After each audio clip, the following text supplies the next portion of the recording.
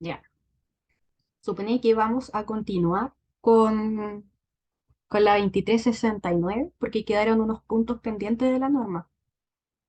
Vimos casi todo lo que es el capítulo 8 y nos quedó el capítulo 9 que es de hormigón armado, y el capítulo 10 que es de las fundaciones. Voy a compartir y voy a activar la cámara. Estaba olvidando. Mm, mm, mm. Y aquí mm, ¿se ve? ¿O se ve? Sí sé, la norma. ¿Se ve la norma? Ya, bacán. Aquí tengo dos pantallas y todavía no me acostumbro con cuál de las dos comparto. Siempre me equivoco. Ya, vamos a partir con...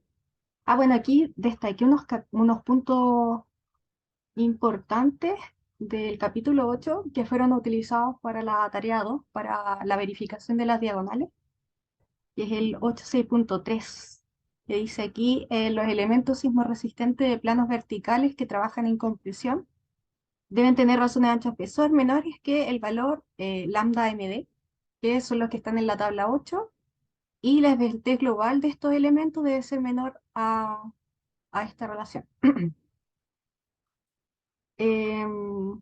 Voy a partir de aquí, yo creo, de los marcos arrastrados concéntricamente. Las diagonales en X deben conectarse en el punto de cruce. Esto yo también lo considero muy importante. Eh, Eso lo tengo como destacado. Aquí dicen, diversas investigaciones han demostrado que la longitud de pandeo fuera del plano en sistemas arrastrados en X depende tanto de la relación de fuerzas axiales a las que están sometidas, como también de la conexión de las diagonales discontinuas del punto de cruce. Ah, depende tanto. Las extremidades de carga accidente. Y aquí está otra. En configuraciones con arrastramientos en B o B invertida, la viga debe ser continua en la conexión con las diagonales y se debe diseñar considerando que las diagonales no constituyen un apoyo vertical para para cargas gravitacionales. Esto lo destaqué porque es como el caso de la tarea 3 que ahí tienen unas vigas invertidas. Diga, no, diagonales como en B invertido, con B invertido. El efecto sísmico de la viga se debe determinar por equilibrio considerando que la diagonal comprimida presenta su capacidad residual y la diagonal traccionada presenta su capacidad esperada. Ya, la tracción en la diagonal no necesita ser mayor a aquella determinada utilizando las combinaciones de carga definidas en 4.5, en las cuales el estado de carga sísmico horizontal ha sido amplificado por 0,7 R. La resistencia requerida de la viga para la combinación de esfuerzos que correspondan no necesita ser mayor que la máxima carga que el sistema puede transferir. Todos sí son importantes. A ver qué dice acá. Las vigas o puntales horizontales que unen los extremos de las diagonales se deben diseñar suponiendo que las diagonales comprimidas presentan su capacidad residual y que las diagonales traccionadas presentan su capacidad esperada. El tema de las capacidades esperadas están al comienzo del capítulo 8, que eso el profe en la clase las hablaba, creo que la clase de la semana pasada las mencionaba, pero decía que estaban en la norma. Pero esas están todas al comienzo, aquí, del capítulo 8. Y que me pasé. Aquí. Aquí están todos lo asociado a capacidades esperadas. Así como recordatorio. Bueno, igual la tarea 3 se supone que la entregan hoy día, pero no está de más incorporarla en la ayudantía.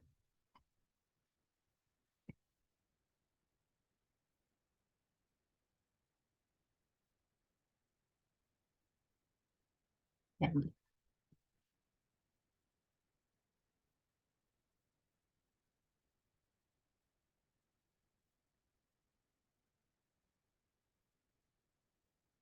Ah, esto también creo que fue mencionado en la clase. La viga se debe diseñar para resistir una carga transversal, dirección fuera del plano de las diagonales, ubicada en el punto de unión con la diagonal comprimida, igual al 2% de la capacidad esperada en compresión de dicha diagonal.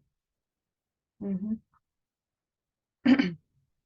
La conexión que une la viga a la columna debe ser diseñada para resistir simultáneamente los esfuerzos generados por la condición que controle el diseño de la viga. Mm, mm, mm, mm.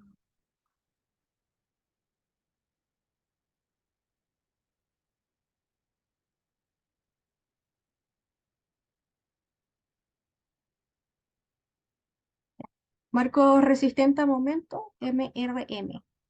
Las uniones de momento de marco resistente a momento deben ser del tipo totalmente rígidas. No se permite usar conexiones del tipo parcialmente rígidas. No se permiten discontinuidades geométricas abruptas en las potenciales zonas de formación de rótulas plásticas de las vigas. Las secciones transversales de las vigas de marco resistente a momentos deben contar con razones ancho-espesor menores que el valor lambda MD, que está en la tabla 8. Lo voy a destacar.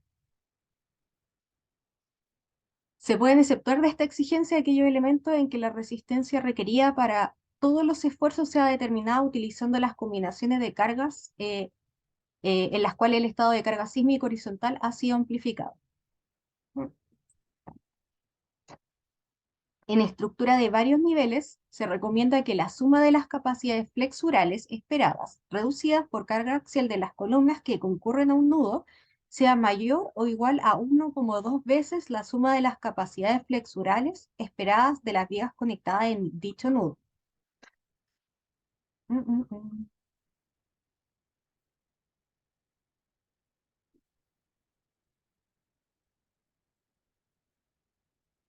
A ver aquí. La zona panel que define el nudo de la conexión de momento dentro de la columna debe encontrarse limitadas por atizadores de continuidad. El ancho tiesado de la columna no puede ser menor que el ancho de la ala de la viga más ancha o de la placa que entrega la carga. El espesor del atiesador no debe ser menor que el mayor espesor entre las alas de vigas que llegan al nudo o de la placa que entrega la carga. Y estas cosas las destaco porque me sirven para más adelante. Las vigas de marco resistente a momento deben satisfacer las siguientes condiciones. Veamos las condiciones de este punto. En zonas próximas o eventuales rótulas plásticas y en el tramo de la viga, ambas alas deben arrastrarse lateralmente o la sección transversal debe ser arrastrada torsionalmente. Los arrastramientos deben estar separados a una distancia no mayor que a 0,19 RI por dividido en RI por FI. La resistencia requerida de los arrastramientos laterales debe ser de eh, esto es este valor para LRFD y esto para SD. La rigidez requerida de los arrastramientos laterales debe cumplir con los requisitos del anexo 6 de la 427, considerando que la resistencia flexural requerida corresponde a la capacidad flexural esperada y que la viga presenta momento uniforme, o sea, el CB igual a 1. Sistema de arrastrados horizontales, los diafragmas.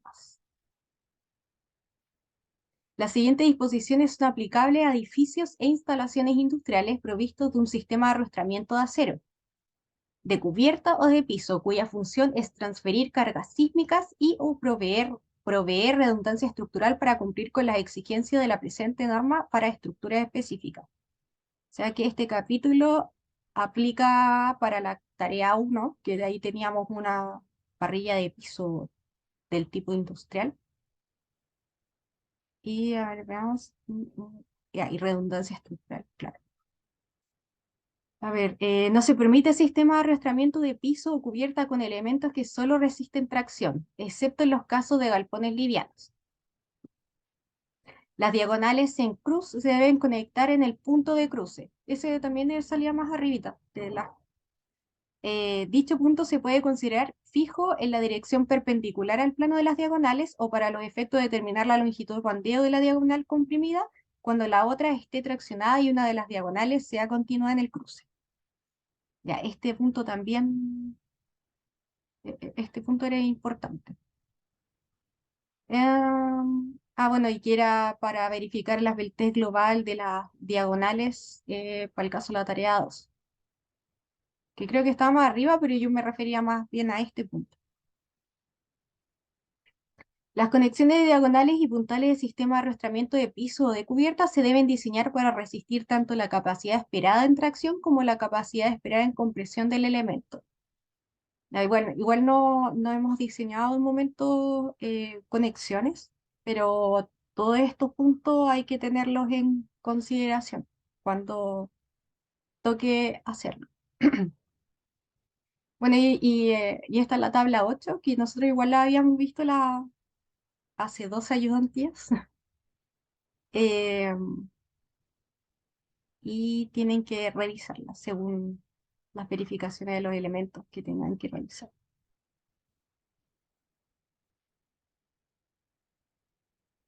Y ahora sí pasamos al capítulo 9. Capítulo 9 está asociado al hormigón. El 8, o sea, claro, el 8 era acero y el caso del 10, que ya es el último capítulo, es asociado a fundaciones. ¿Qué nos dice este capítulo? El diseño de estructuras de hormigón armado se debe realizar de acuerdo a lo establecido de la NSH 430, ¿sí? Porque esa es la norma de diseño de hormigón armado. Creo que está en proceso de actualización, tengo entendido. No sé cuándo vaya a salir, pero está en trabajo. Los elementos estructurales que forman parte de los marcos resistentes a momento destinados a resistir solicitaciones sísmicas se deben dimensionar y detallar como marcos especiales resistentes a momentos.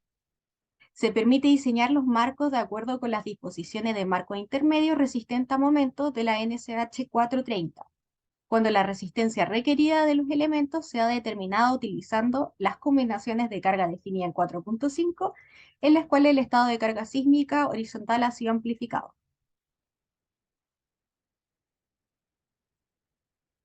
También se pueden acoger a esta disposición los marcos cuyas deformaciones sísmicas sean menores o iguales al 50% del valor límite establecido en el 6.3. Recuerden que en el capítulo 6 está todo asociado a los desplazamientos límites que puede tener la estructura. Sí. Em, en el caso de estructuras con una combinación de muros y marcos de hormigón armado, en que el conjunto de muros toma en cada nivel y en cada dirección de análisis un porcentaje de esfuerzo de corte total del nivel superior o igual al 75%, el diseño de los marcos se puede realizar de acuerdo con las disposiciones para marcos intermedios resistentes a momento de la NSH 430. Esta la destaqué porque dice que los muros con razón de aspecto, eh, la altura, es no, sí, el espesor parece, bueno, HW por LW menor a 3 y cuya resistencia requerida sea determinada utilizando las combinaciones de cargas amplificadas, puede diseñarse como muros ordinarios según la NSH 430. En estructura de varios niveles en que la resistencia sísmica depende de marcos resistentes a momento, no es necesario cumplir con el requisito de columna fuerte y viga débil de la NSH 430 cuando se cumple alguna de las condiciones siguientes. Columna en que la resistencia requerida para todos los esfuerzos sea determinada utilizando las combinaciones amplificadas para el caso sísmico horizontal. Y si el esfuerzo de corte sísmico de todas las columnas en que no se cumple la disposición anterior es menor que el 20% del esfuerzo de corte sísmico de nivel. Y la exigencia de columna fuerte, viga débil, no necesariamente se debe cumplir en los nudos de cielo del último nivel del edificio de Marcos. Mm, mm, mm, mm. Ya, las estructuras de hormigón armado prefabricado. Estas estructuras se entienden como aquellas construidas parcial o totalmente por montaje de elementos moldeados fuera de la posición definitiva y conectados entre sí en el sitio de servicio. El diseño de esta estructura se realiza según los capítulos 9.2 y 9.1 de la... sí, y en la NSH 430. 9.2 y 9.1 y en la NSH 430. ¿Cuáles son los requisitos sismorresistentes? No se permite el uso de conexiones sismorresistentes que se basen solamente en la estabilidad de la fricción provocada por las cargas gravitacionales. Ya. O sea que aquí que dice, siempre se debe contar con conexiones que aseguren la integridad de la estructura ante eventos sísmicos. Lógico, sí, lo destaco. Las conexiones sismorresistentes pueden ser continuas, de modo que las piezas conectadas tengan una deformación común en la conexión, o discontinuas, en que las piezas conectadas pueden tener una deformación diferente en el punto de unión. Y aquí me dice las conexiones continuas deben corresponder a alguno de los siguientes tipos. Tenemos conexiones dúctiles que emulan el comportamiento del hormigón vaciado en un sitio, conexiones especiales validadas mediante ensayo, y las conexiones fuertes. En estas conexiones los elementos prefabricados pueden ser conectados mediante pernos, soldaduras u otros medios, y la rigidez de la conexión puede diferir significativamente de la rigidez de los elementos conectados. Bueno, aquí tengo las conexiones discontinuas. Las conexiones discontinuas, que tienen por objetivo permitir el movimiento relativo entre los elementos conectados, deben disponer de armadura o dispositivos que aseguren la integridad de la estructura. Conexiones rotuladas. Las conexiones rotuladas con barras de corte son conexiones que permiten el giro en el punto de apoyo. A ver qué más dice aquí. Conexiones deslizantes. La longitud de la superficie de apoyo y la dirección del movimiento no debe ser menor que el desplazamiento libre estimado por...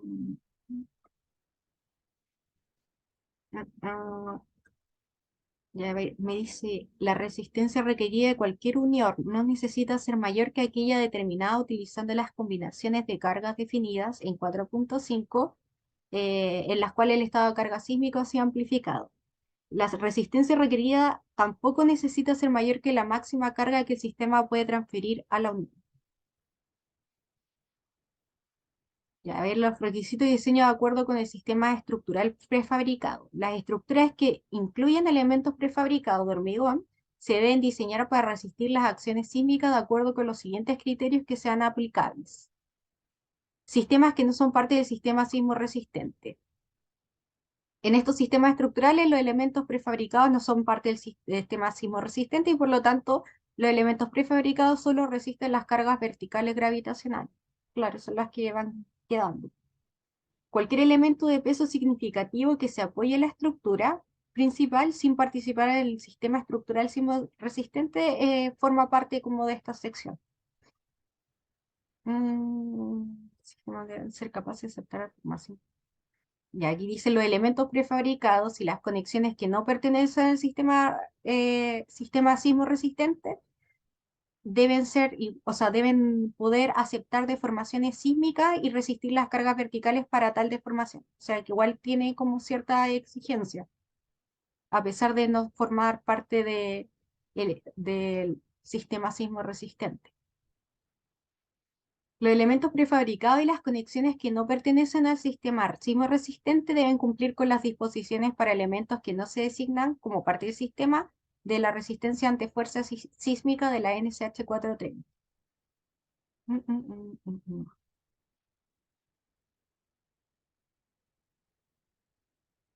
Estructuras con conexiones fuertes. Las estructuras prefabricadas con conexiones fuertes que cumplan con los requisitos de 2.2.3 deben diseñarse de acuerdo con lo establecido en 9.1.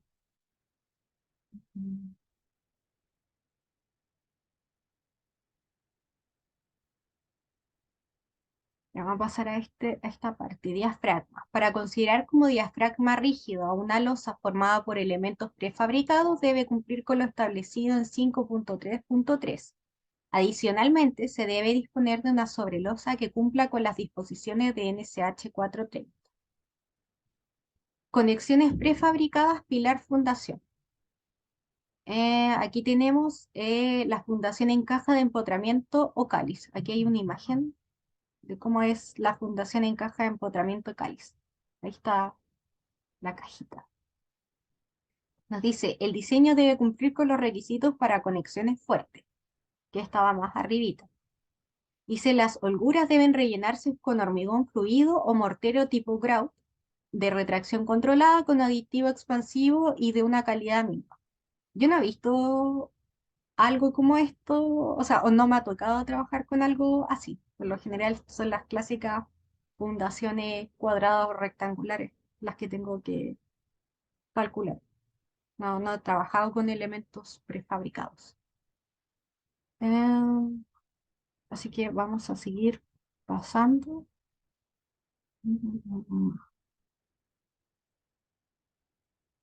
Y nos vamos a pasar, yo creo que al capítulo 9.5, que es de pedestales. Este. Los pedestales para bases de columnas de acero. Esto lo estuvieron viendo en la clase del lunes, creo. Sí.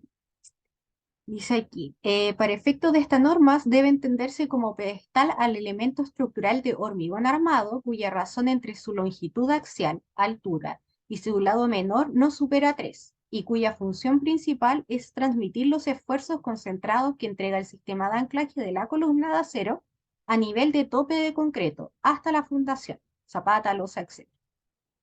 95.1. Esta sección contiene exigencias adicionales a las contenidas en SH 430 aplicables a pedestales, que reciben columnas de acero que forman parte de los sistemas sismorresistentes. Aquellos elementos que cumplan con funciones tradicionalmente atribuibles a pedestales, cuya longitud exceda los límites de clasificación estricta de pedestales, deben cumplir adicionalmente con los requisitos aplicables a columnas de marco ordinario resistente a momentos. Los pedestales son elementos críticos cuyos daños comprometen a toda la estructura, por lo que su protección es una necesidad que esta norma reconoce. Adicionalmente, en eventos severos se ha evidenciado la dificultad práctica de realizar reparaciones o mejoras sobre estos elementos cuando han presentado fallas. O sea, como decía el profe el día lunes, estos elementos no son fusibles. O sea, yo no voy a poder repararlo en caso de que esto presente falla, como dice acá. Los pedestales deben ser, o sea, y bueno, dicho lo anterior, esto debe diseñarse con cargas amplificadas, como dice en este punto. Y aquí dice, los pedestales no deben ser entendidos como fusibles o zonas en la que se desee disipar energía, por lo que su diseño debe conducir una sobreresistencia acorde con ello. En caso de contar con vigas, las vigas de fundación también tienen la misma función, o sea, una viga fundación tampoco voy a tener posibilidad de reparación, entonces también tengo que diseñarla con cargas amplificadas. Eh, Aquí dice, tampoco es deseable que sean tratadas como elementos fusibles, salvo que el diseño considere esta situación de manera explícita, haciéndose cargo de las consecuentes redistribuciones de las cargas. El dimensionamiento de las fundaciones debe basarse en las disposiciones del capítulo 10 de la presente norma, si ese es el capítulo asociado a fundaciones. En estructuras que clasifiquen en categoría 3 y 4, los pedestales deben contar con una resistencia de diseño mayor o igual que la capacidad esperada en tracción y corte de los dispositivos de anclaje que correspondan. Las categorías 3 y 4 son las más importantes. La resistencia de pedestal no necesita ser mayor que la máxima carga que el sistema pueda transferir. ¿Qué más destaque aquí? Dice, debido a que la sección transversal de un pedestal es de tamaño limitado, es usual que el hormigón no sea capaz de soportar las fuerzas de tracción, fallando mediante el desprendimiento del sólido definido por las placas de cabeza de los pernos. Esto el profe también lo estuvo explicando esta semana. Por este motivo, la solución común consiste en extender la longitud del anclaje empotramiento de los pernos hacia el interior del pedestal, de manera que las barras de refuerzo longitudinales que cruzan la grieta potencial logren desarrollar su capacidad dentro del sólido de falla, previniendo así su desprendimiento.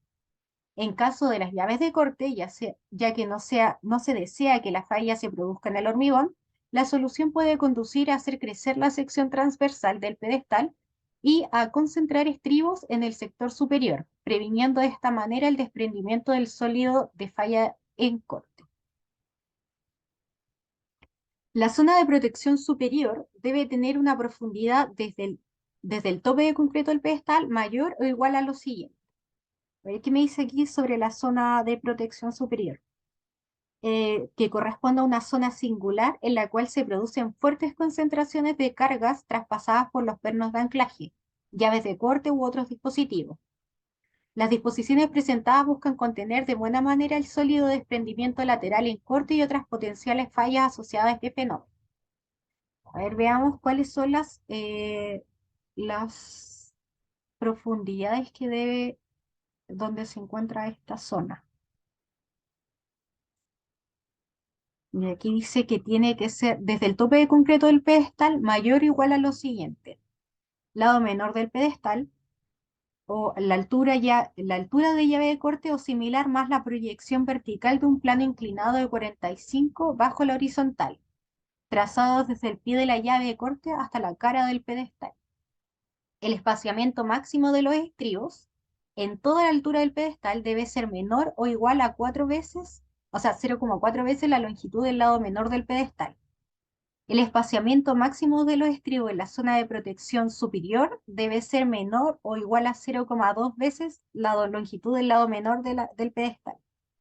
O sea que, bueno, en esta zona tengo los fierros como más juntitos. Aquí dice, la práctica nacional ha utilizado las siguientes condiciones para el armado de pedestales comunes. Separación de estribo máxima de 200 milímetros. En la zona de protección, separación máxima de estribo de 100 milímetros. Se recomienda evitar la superposición de más de dos ramas de estribos o revisar que la separación libre entre los grupos de estribos permita una buena compactación. En pedestales grandes, 700 milímetros de lado o más, se recomienda incorporar una malla superior. Y en pedestales muy grandes, o sea, de 2000 milímetros de lado o más, se recomienda disponer de doble capa de armadura en cada lado. Aquí hay pedestales para bases de equipos, pero también tienen que diseñarse para cargas amplificadas.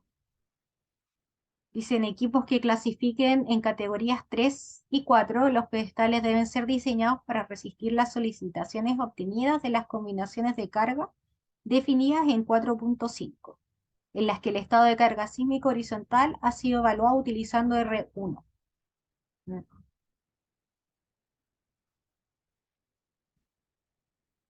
Ahora pasamos al capítulo 10, que son de las fundaciones. Ya tenemos las fundaciones superficiales. Aquí dice que se debe comprobar que las fundaciones y el suelo de fundación presentan deformaciones y esfuerzos consistentes con el desempeño estructural esperado. Desplazamientos y giros. En condición sísmica, los desplazamientos y giros de cada fundación deben evaluarse considerando al menos las siguientes fuentes. Desplazamientos y giros instantáneos máximos durante el evento de diseño. Desplazamiento y giro remanente después del evento de diseño en los casos en que sea necesario. Desplazamiento y giros post-licuación en los casos en que sea necesario. Aquí dice desplazamiento y giro. Los desplazamientos y giros instantáneos que suelen asociarse con comportamiento elástico son evaluados a través del uso de constantes de balaste. El desplazamiento vertical, por acomodo de partículas, ocurre por la acción sísmica en suelos granulares, en estado de compacidad media y suelta. El desplazamiento vertical sísmico post-licuación ocurre una vez que el sismo ha finalizado, por el proceso de consolidación, que experimentan suelos que han sufrido de licuación. Y aquí la resistencia al deslizamiento. Las verificaciones aplicables a deslizamiento lateral deben ser consistentes con las solicitaciones derivadas del uso de combinaciones de carga correspondiente al método ASD. La resistencia nominal al deslizamiento lateral de una fundación superficial hormigonada directamente contra el suelo, en caso de que el comportamiento del suelo se pueda considerar como drenado, se evalúa como aparece en la ecuación 23. A modo de referencia, el manual de carreteras publicado por el MOB establece un factor de seguridad al deslizamiento general de 1,3 como mínimo.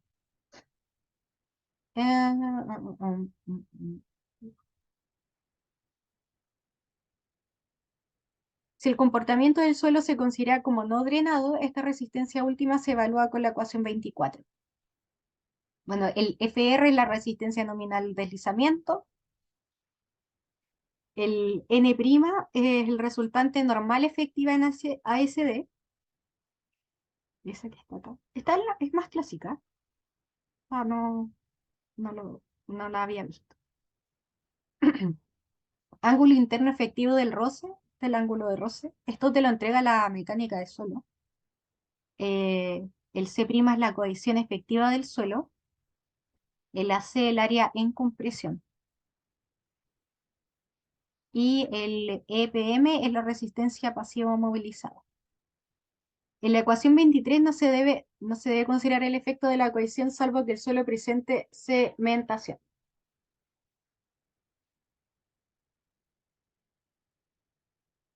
Para obtener la resistencia al deslizamiento lateral correspondiente al método ASD, la al deslizamiento lateral, debe dividirse por el factor de seguridad correspondiente.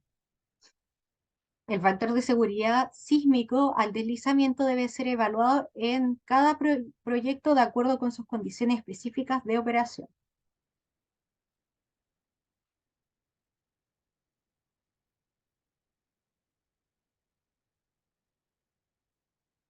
Estabilidad de fundaciones superficiales rígidas no ancladas. Los requisitos aplicables para definir la suficiencia de estabilidad de fundaciones rígidas, aisladas o conjuntas, dependen de la clasificación de la fundación que se evalúe y las características del suelo de apoyo.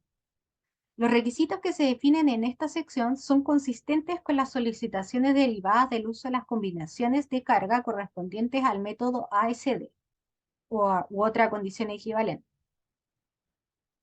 Para las siguientes condiciones o tipos de suelos, los requisitos de estabilidad definidos en este capítulo podrían no ser suficientes, debiendo establecerse condiciones diferentes y consistentes con los niveles de desempeño requeridos para cada proyecto en específico.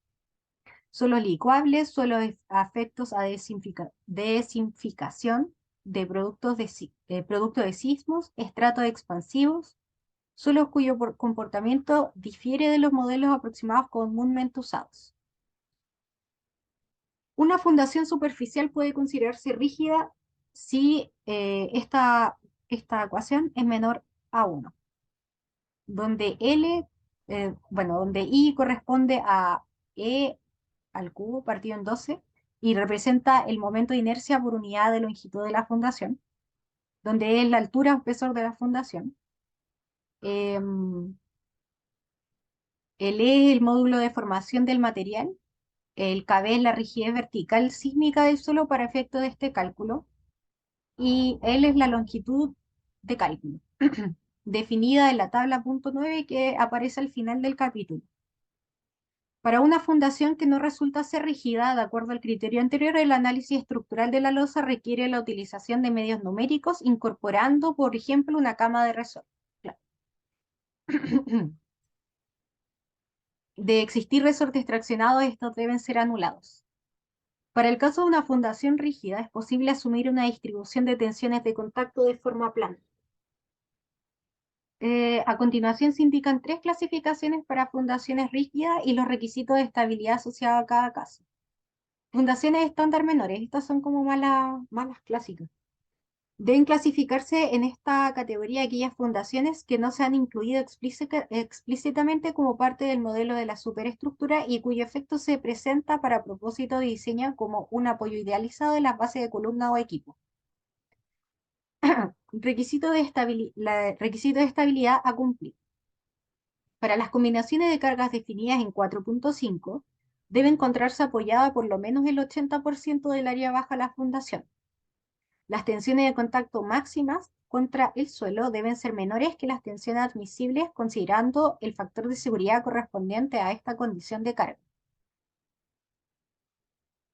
Para las combinaciones de carga definidas en 4.5, a las cuales el estado de carga sísmico ha sido amplificado, debe mantenerse un factor de seguridad mínimo de 1 contra el levantamiento frente a las tracciones verticales netas. Después pasamos a las fundaciones estándar mayores. ¿Cuáles son estas? Dice fundaciones que se han incluido explícitamente en el modelo de conjunto de estructura fundación. El potencial movimiento de estas fundaciones durante el evento sísmico puede influir considerablemente en la respuesta de la superestructura y por lo tanto se requiere una modelación completa e integrada de todos los elementos relevantes en la respuesta dinámica. Se deben utilizar análisis de tipo modal espectral o tiempo de historia lineal en los amortiguamientos viscosos adicional al indicado en la tabla 6 debido a la acción del suelo. Debido a la acción del suelo requiere evaluarse en cada caso. Requisito de estabilidad para este tipo de fundaciones. Debe encontrarse apoyada por lo menos el 50% del área bajo cada fundación. Las tensiones de contacto máximas contra el suelo deben ser menores a las tensiones admisibles, considerando el factor de seguridad correspondiente a esta condición de carga. Para las combinaciones de carga donde el sismo horizontal ha sido amplificado, debe mantenerse un factor de seguridad mínimo de 1 contra el levantamiento a las tracciones verticales netas. Y tenemos las fundaciones especiales. Pueden clasificarse en esta categoría aquellos sistemas de estructura-fundación que requieren una modelación completa e integrada de todos los elementos relevantes en la respuesta dinámica, considerando sus características de rigidez, masa y otras importantes, de una forma avanzada. Se debe incluir la interacción del suelo-estructura de manera detallada a través de análisis tiempo-historia de tipo no lineal consistentes con 5.10.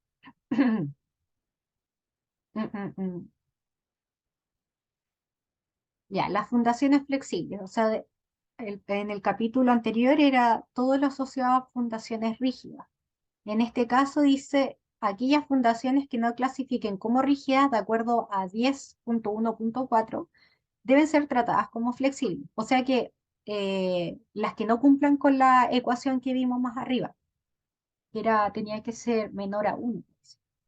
El análisis debe incluir tanto la rigidez del suelo de apoyo como la de la fundación con el fin de obtener los esfuerzos, deformaciones u otros parámetros de interés para el diseño, tanto para la fundación como para el suelo.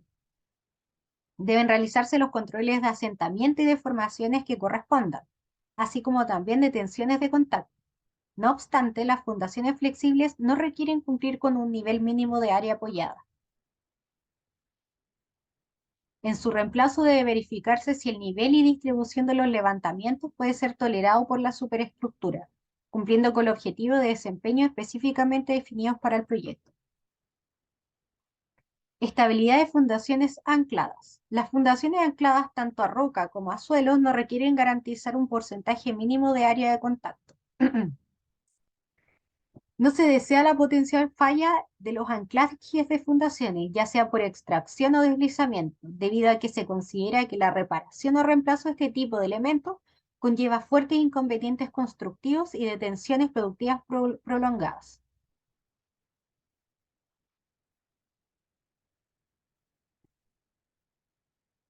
El diseño de los anclajes y las verificaciones de tensiones de contacto máximo contra el suelo o carga deben realizarse considerando las combinaciones de carga donde el sismo horizontal ha sido amplificado. La resistencia requerida para el método del RFD no necesita ser mayor que la carga máxima que el sistema puede transferir al elemento considerado. Para el caso del método ASD no necesita ser mayor que dicho valor, el RFD dividido por 1,5. Las fundaciones profundas.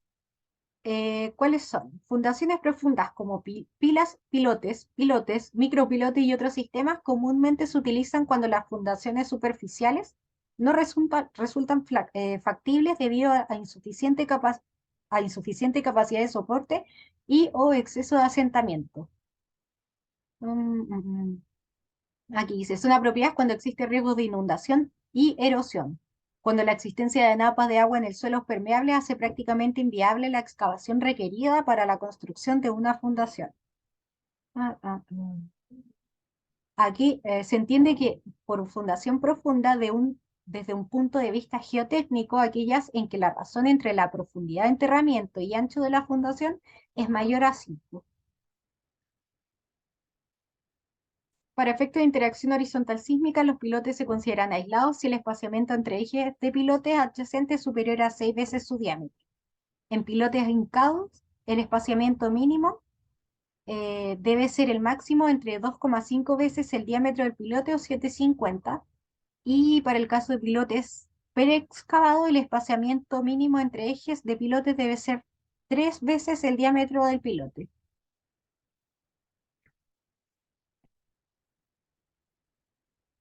Bueno, ese sería el capítulo 10, igual es cortito. Yo creo que de todo este capítulo, que igual tienen que leerlo completo, si es que no lo han leído, eh, este capítulo es importante que lo tengas marcadito, porque este se utiliza, el de fundaciones estándar menores. No creo que en las próximas tareas aparezca un pilote, pero bueno, si aparece un pilote ya saben a dónde, a dónde ir. Ya, bueno, y esos serían los capítulos que estarían como dentro del alcance del curso. Y ahora nos vamos a pasar, ¿no? Sí, esto sí lo voy a guardar. Nos vamos a pasar a conexiones. Si hay algo que a mí me cuesta, son imaginarme las conexiones. Así que vamos a ver muchos esquemitas de tipos de uniones de elementos.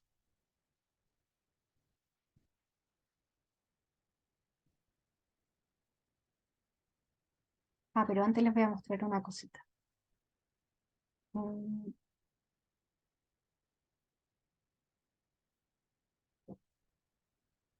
No, no era este. Este. Ya, es que como a mí me cuesta imaginarme siempre las conexiones, yo me metí a esta página que me muestra distintos tipos de uniones. Por ejemplo, aquí tengo la conexión de un doble ángulo. Entonces, yo me metí aquí y veía cómo era la conexión. Me encontraba re buena porque aparte te muestra los tipos de falla. O sea, aquí tengo la ruptura por tracción, o sea, así ese tipo de falla.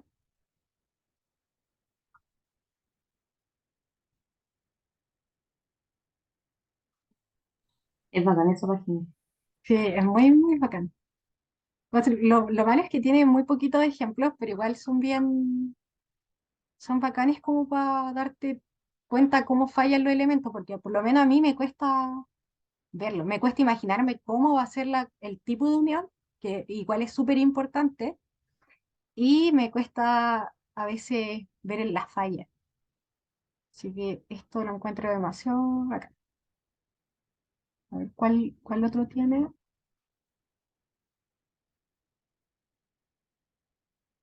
Mire, este es un cajón.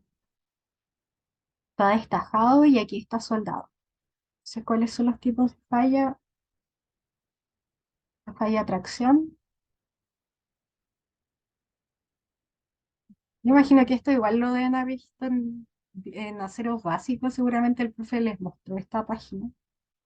Pero yo también la vi con el profe de Carlos. Por eso me gustó los tipos de fallas que muestra.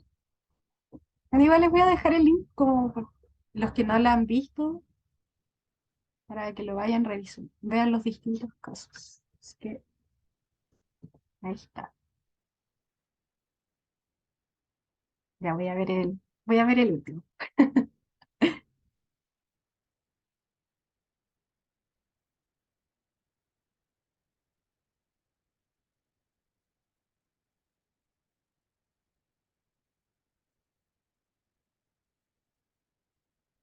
Ahí ya bloque.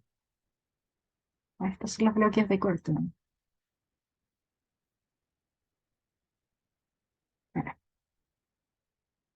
Había otra que me había gustado. Está en...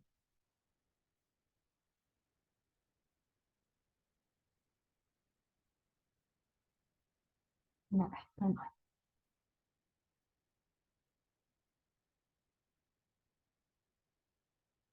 Esta, esta la encontré bacán.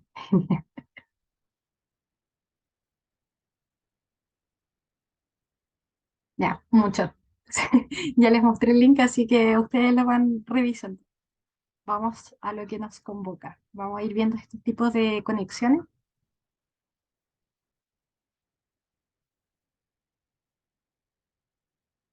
Al final, las conexiones, a mí en lo personal, como les decía, me cuestan, pero yo creo que también es porque no tengo tanta práctica viéndolas. Pero por lo general siempre son iguales. Las conexiones siempre son como de corte y aparte siempre se realizan como que en terrenos solo se empalman, como que se conectan porque todo se hace en taller. Entonces, como que uno ve las conexiones o calcula las conexiones principales nomás de las estructuras. Pero veámosla. Este tipo de conexión se parece a la que les mostraba el profe para el caso de las parrillas de piso, ¿cierto? Aquí está como el atiesador y aquí está la unión. Y este tipo de conexión, como mencionaba él, evita el volcamiento de la viga. También sirve.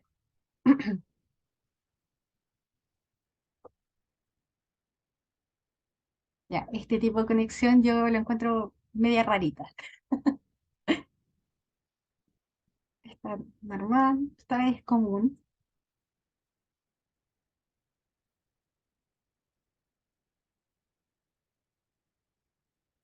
Mira,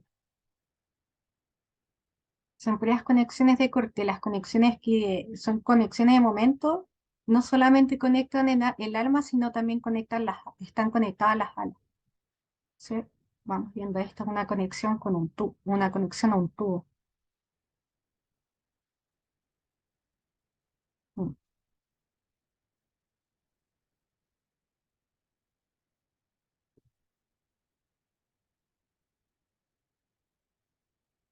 También me gusta esta guía porque si las conexiones están en 3D es como más fácil verlas. Si están en 2D es como que ahí hay que entrar a imaginarse muchas cositas. Así que está buena.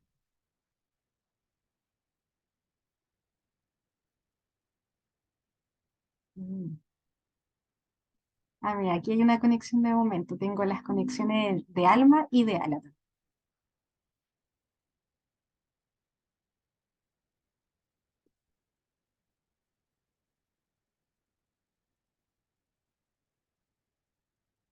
Me acuerdo que el año pasado tuve que ver como una conexión como esta, pero era un tubo gigante.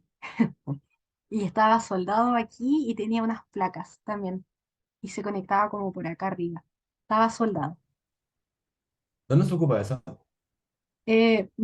O sea, este caso en particular no lo sé, pero yo cuando hice como una conexión similar a él, era parecida, la verdad, porque tenía unas placas acá que también estaban Pero soldadas. para ¿Cómo? qué eran? ¿Cómo? Era, ¿Para pa- qué eran? Eran unas tuberías de aducción de un muelle. Entonces, en la zona tierra tenía que, tenían que estar como conectadas. Y ahí llegaban como, tenía que conectar las tuberías. Abajo tenía la placa base, una placa base grande. Estaba soldado esto aquí. No, estaba soldado aquí arriba y tenía unas planchas aquí. Claro, voy a dibujarlo mejor. Bueno. Y me costó un ¿Y la mundo. tubería descargaba en tierra o partía desde la tierra? No, partía desde la tierra, descargaba en el mar. Era una placa así Ay, a ambos lados. A mí me costó verlo. Sí, bueno, les decía que me cuestan un poco las conexiones, pero una cosa así, y estaba soldado acá arriba, estaba soldado aquí abajo, porque era una tremenda tubería, entonces tenía que estar bien conectada. Eso me acordé recién. Recuerdo que me hace revolver la guatita porque la sufrí. Y miren, aquí tengo conexiones de bases de columna. Ah, miren, los pernos los tengo fuera de la columna. Creo que el profe mencionaba que cuando los pernos están fuera son para conexiones Empotrado. empotradas. Y cuando están dentro son conexiones articuladas. Eso, sí, bueno. Aquí tengo eso, bases de columnas. Ya, esto es extraño. No me imagino en qué parte podría haber un tipo de conexión como esta, la verdad.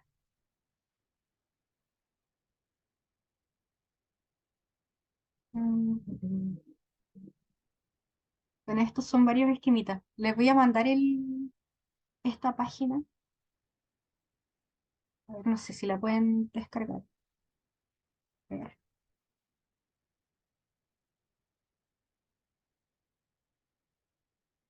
Bueno, después de ver tantas conexiones, siempre que voy así como, bueno, no por la calle, pero me intento fijar mucho en los tipos de uniones que tienen las estructuras, como para cachar un poco el dimensionamiento de lo que calculo, porque tampoco me lo imagino. A veces uno dice, ya voy a calcular, me sale una columna de un IN60.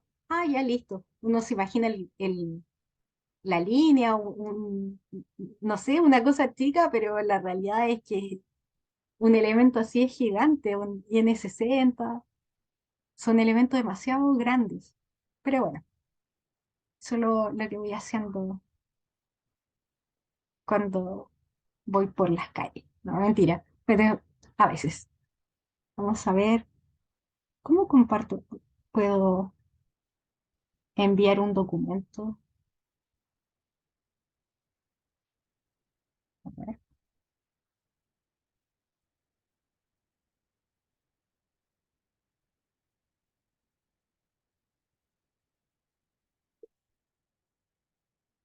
ayudantías. Y ahí sí. Y ahí lo tienen para que lo puedan descargar. Aunque creo que igual está dentro del el listado de documentos que le mandas hace un tiempo. Bueno, ahora nos vamos a pasar a una memoria de un chico que se llama Jaime Omar Ibáñez Estolaza, y él hizo su tesis que se llama Procedimiento de diseño de conexiones estructurales aplicado a edificios industriales y mineros de acero. Eh, lo que tiene bacán esta memoria son los esquemitas, que de acá vamos a ir viendo los tipos de conexiones que es comúnmente ver.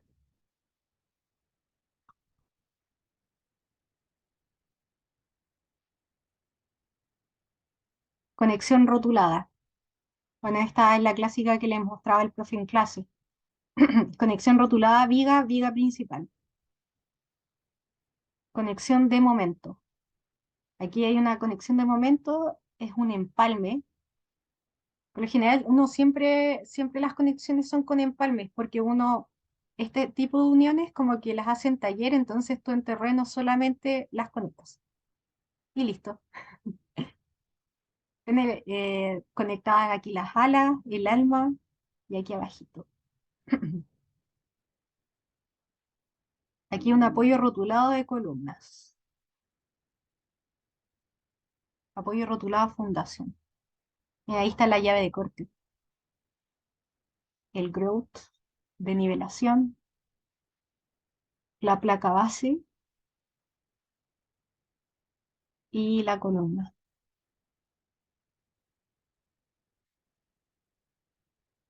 Ahí están los pernos al interior.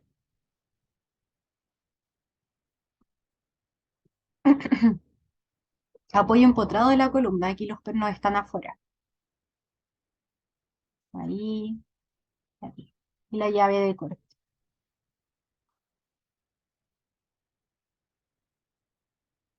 Plataforma con parrilla de piso. Esto es como la tarea uno.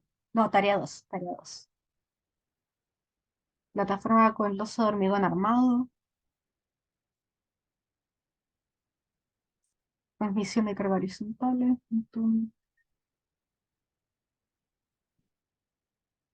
Marco de restravos concéntricamente con restras en cruz. A ver qué dice acá.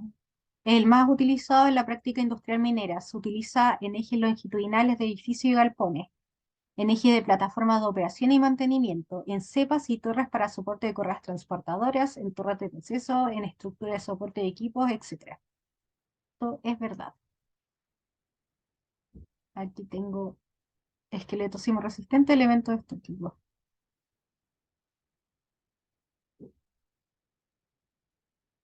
Todo tiene muchas diagonales.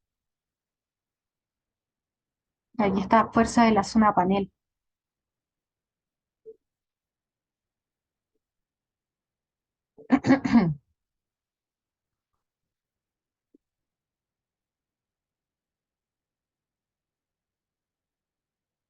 Sigue bajando. Me parece más. Empalmes. Empalmes de vigas. Es un empalme de columnas,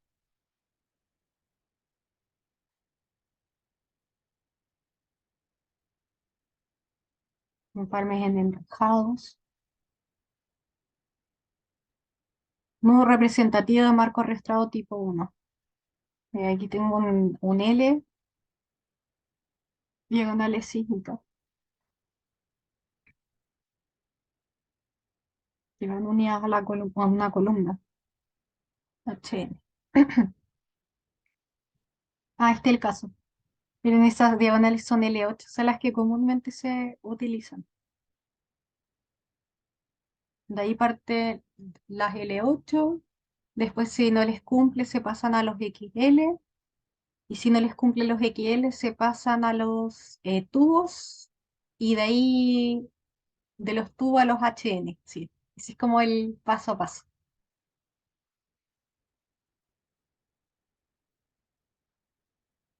El nudo representativo de un marco registrado. Aquí llegan los perfiles XL, una viga,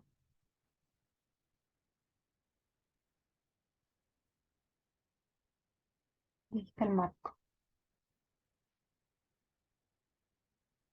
Marco registrado tipo 2, estos son puros empalmes. Esto es lo que comúnmente se ve.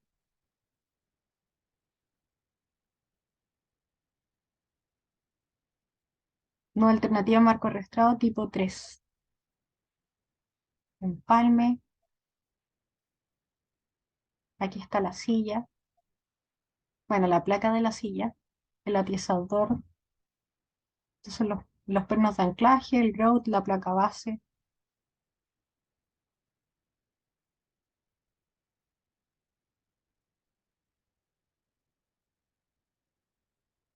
Bueno, estos esquemas también son bien buenos de ver. La idea es que como que uno se empiece como a meter harto con el tema de las conexiones, imaginarte cómo van a ser, es saber escoger también el tipo de elemento, porque no es solamente verificar que cumpla, sino que también pensar cómo, en cómo se va a construir, cómo se va a unir, cómo llegan los elementos a ciertos nodos.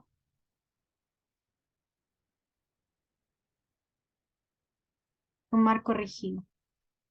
Tengo empalma acá.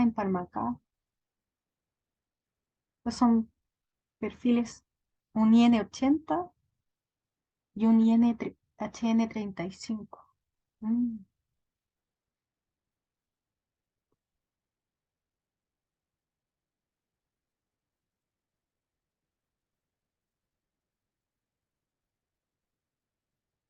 esta plataforma de piso. Está en planta.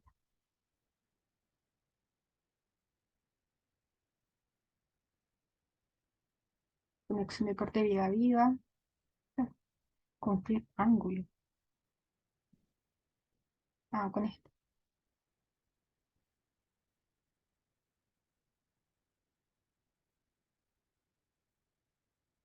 Pero al final aparecían más conexiones.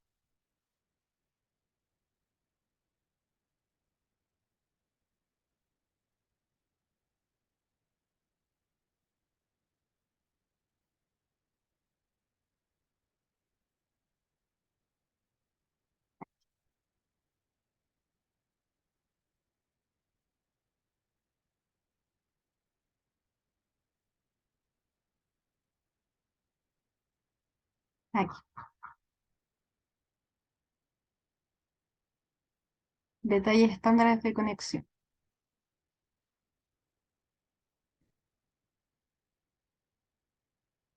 Vamos a ver el detalle de esa unión.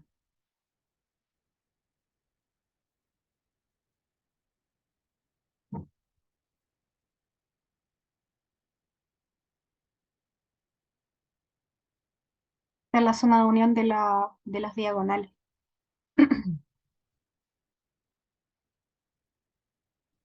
Había un punto de la norma que decía de que tenían que estar unidas en la parte central, parece. No, creo que lo mencioné al comienzo. De la unión de la parte de la base de columna.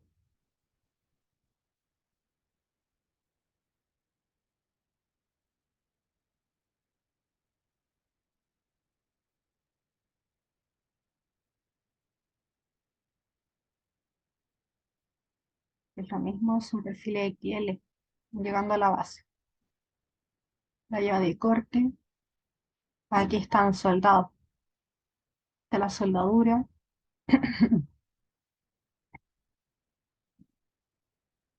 Está con permito. Y así se conecta el perfil XL. Va por acá y el otro pasa por el otro lado. Sí.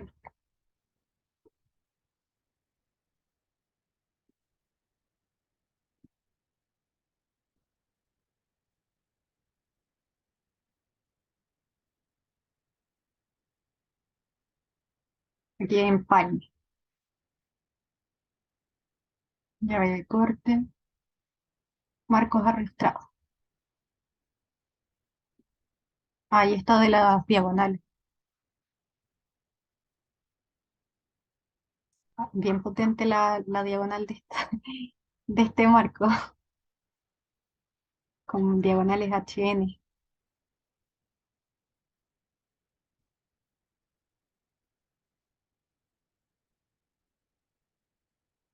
Las diagonales llegando a la columna y la viga llegando a la columna.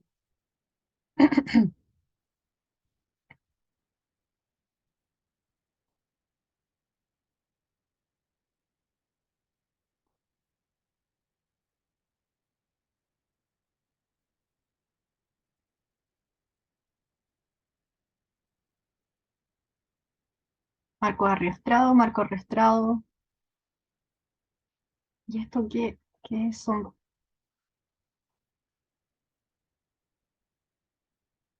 Ah, es un cajón. Ya.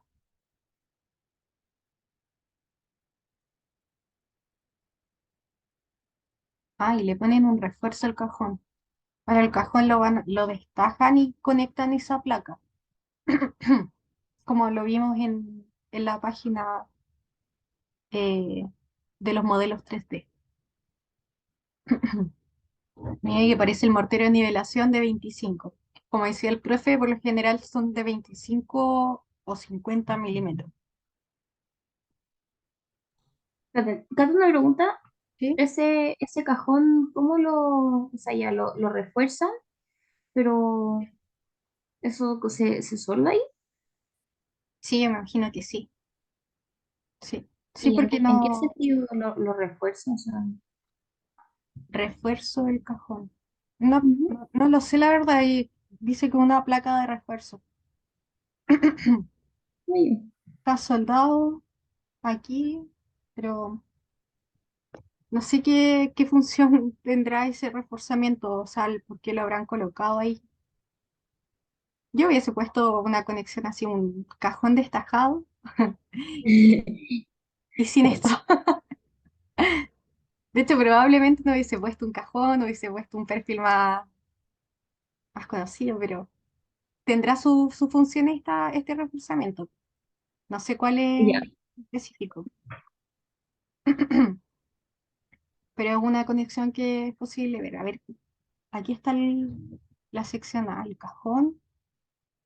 Serán las placas de refuerzo, mira, está soldado. ya. Pero Sí, no, que quería como para qué lo ¿para qué? refuerzan, ¿Cuál ¿no? será su funcionalidad? La verdad no lo Claro. sé. Tendrá, yo creo, tendrá un porqué lo pusieron ahí, pero no, lo desconozco. Ya está bien. Gracias.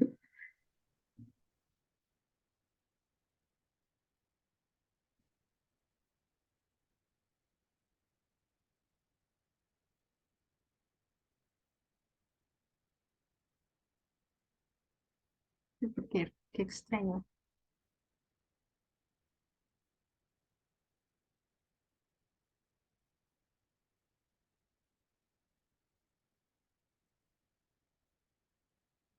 Bueno, estos son puros ejemplos, como les decía. Yo igual les voy a mandar ahora esta memoria, que la pueden bajar de la página de la Universidad de Chile, que está ahí disponible para poder descargarlo. Igual a mí este tipo de conexiones como que me aterra un poquito cuando uno en la universidad está acostumbrado a ver como per- tres pernos, verificación de cuatro pernos, bloque de corte, a lo más seis, pero cuando ve más pernos como que igual, ay, qué miedo. A ver, me gusta pero me asusta este tipo de conexiones.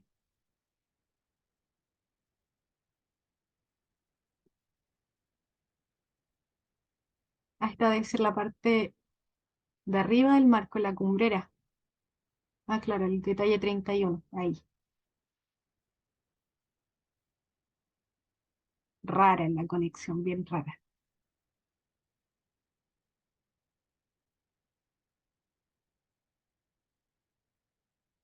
Y esto, sección 35.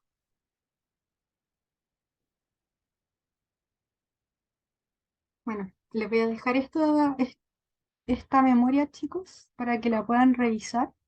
La idea es que vean los esquemitas, eh, para que comiencen a familiarizarse con las conexiones. Ahí va. Y les voy a dejar igual el link para que la puedan descargar, de forma oficial.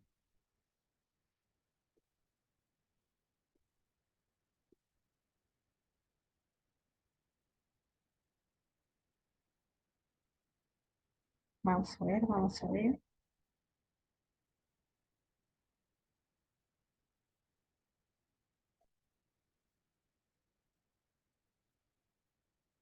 Y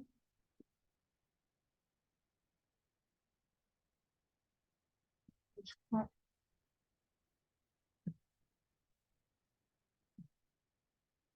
ahí está el link donde pueden descargar la memoria. Ahí la descargo. Y por último, quería usar unos 2 minutos para mostrarles algo. Lo que pasa es que en las tareas me he dado cuenta que a varios les cuesta un poco pasar, parece, eh, del Excel al PDF. Sean sinceros, por favor. Así que les voy a mostrar un poquito cómo se hace porque quiero que les vaya bien con la presentación. Así que voy a compartir pantalla para que partan del 1 4. Ya a ver. Eh, Me dicen si ven la pantalla. ¿Se ve? Sí, se ve. Ya. Y aquí está la pauta del profe Carlos. Lo que es muy importante, chiquillos, que ustedes antes de transformar, pueden revisar cómo va a quedar su PDF en la parte de imprimir. Y acá yo puedo poner todo el libro para ver todas las páginas del PDF, todas las pestañas que tengan aquí abajo. ¿Ya? Entonces ahí ustedes pueden ver, ah, ya, esta imagen no se ve bien. Me voy a ir a la pestaña tanto y voy a arreglar. Eso es para tener una previsualización de lo que van a pasar a PDF, ¿ya? Aquí tengo la tabla de contenido. chiquillos, actualicen esto, porque a varios como que se les pasa, no pescan, parece esta pestañita y se van al tiro del desarrollo del ejercicio. Actualicen esto, porque no se puede automatizar, por así decirlo. Lo otro, aquí configuran la página. Esto aquí no se metan, lo único que sí tienen que actualizar en la parte donde dice la tarea, parece. El pie de página. Ah, no, está asociada está automatizado. O sea, mientras ustedes editen aquí el tipo, la tarea, todo está bien. Y ya, lo que tienen que tener cuidado también de acá es la escala, porque muchos también me aparecía de que en las páginas a veces unas se veían como demasiado lejanas, otro como demasiado con un zoom potente. Entonces tienen que tener cuidado que este porcentaje no cambie. Y este porcentaje cambia cuando ustedes se extienden esta línea. Esta es una página, página uno. Pero si yo, por ejemplo, esto lo extiendo, me va a cambiar el porcentaje. Y ahí se ve una escala distinta también cuando uno lo pasa a PDF. ¿Ya? Así que eso tienen que tener cuidado. Y bueno, para crear saltos de página, te hacen doble clic, no, botón derecho, y aquí dicen insertar salto de página. ¿Ya? Eso que tengan cuidado. Ah, y también cambiarle los nombres aquí a las pestañitas, porque por ejemplo, no sé, la tarea uno era perfil XL. Si ustedes le ponían perfil XL, en el pie de página el, está automatizado según la pestaña. Entonces aquí la parte central les dice que estás en el XL o en el L. O sea, aquí está asociada la sección central a la pestaña del Excel. ¿Ya? Bueno, ahí está el número de página. Pero en esta parte como que no se metan. Lo que sí tienen que editar es aquí, por ejemplo. Por ejemplo, si van a poner aquí pregunta uno, entonces aquí abajito le va a decir pregunta uno. Cuando pasen a la pregunta 2, pregunta 2. Y para pasar a PDF, ustedes se van a exportar, crean el documento, lo guardan donde ustedes estimen conveniente, y acá se van a opciones y ponen todo el libro. Le van a aceptar, publicar y se va a crear el PDF y van a poder ver todas las páginas. ¿Ya? Eso quería decirles porque no sé si están acostumbrados ustedes a trabajar con Excel, o por lo menos yo no lo estaba cuando partí haciendo memorias de cálculo en Excel, o sea, lo encontré que uno por lo general utiliza Word, pero el Excel, sí, bueno, el Excel se utiliza harto y es bien útil. Así que eso, chiquillos, eso les quería decir. Y lo otro, eh, el profe les subió la pauta de la tarea 02. Yo todavía estoy revisando las tareas porque, bueno, yo tenía pensado eh, tener las listas la semana y fin de semana pasado, pero como me dio COVID, uno propone, como dice mi mamá, y Dios dispone. Así que espero entre hoy día y mañana subirle las notas de la tarea 2 y eso, pues. Cualquier duda que tengan me las hacen llegar al correo y, y esa sería la ayuda de hoy día, chiquillos. ¿Ya? Eso. Gracias. Bueno. Lo Gracias por... necesitaba. Ayuda. Ya, y eso, chiquillos, cuídense, que tengan un buen fin de semana, descansen. Muchas gracias. Que te vaya Igual. Chao, bien. chao. Chao. Chao, chao. Chao.